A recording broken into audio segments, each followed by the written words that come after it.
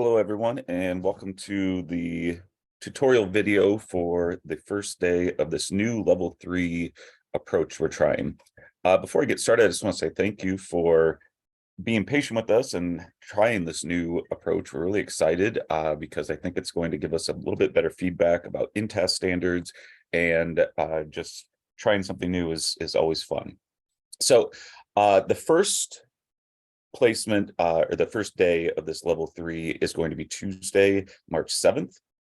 And we still will follow the same kind of approach to level 3, where the first day is a little bit more observation, a little bit more getting to know the class and the students. However, since the PDS students have already been in your class and know your students, feel free to give them some responsibilities. Feel free to give them more teaching opportunities if you see fit.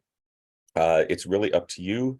But traditionally in the level 3, that just kind of first couple of days, you slowly hand over a few classes, a few topics, and then by the last couple of days, the student should be teaching fully.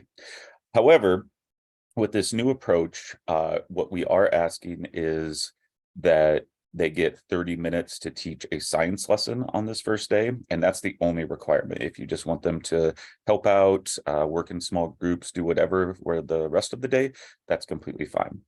I'm going to show you how to find this assessment rubric for the first one, because what we did is we combined the science and engineering practices, which are the science standards of the Iowa Core, with one of the in-test standards. And what the next placement, which will be social studies, we took some of the Iowa Core social studies standard and connected it to another in-test standard, and the same thing with math, the same thing with literacy, same thing with classroom management. And we'll make one of these videos for each one of those to kind of walk you through it. This rubric should pop up. I don't know exactly where it pops up on your anthology, but I will send a PDF that walks you through that. The way I find it is I go to the menu,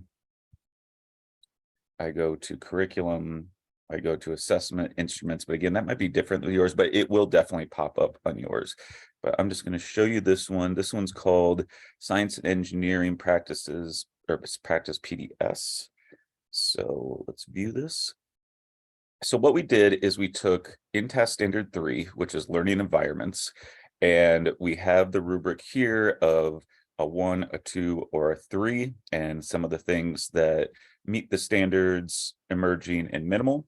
And then the science and engineering practice is engaging in argument from evidence. So you can see the different things that we should be looking at. Now, for the lesson that the students will bring to your classroom for this science lesson, they are going to start out by describing or creating with your class some science thinking rules. And this will be very short, just probably 3 rules, something simple like, respect your classmates, claims must have evidence. Obviously, it's going to look different depending on your grade level. So they're going to spend just about 5-10 minutes setting up the science thinking rules, and then they are going to bring a story to your classroom, and they'll read it with your kids.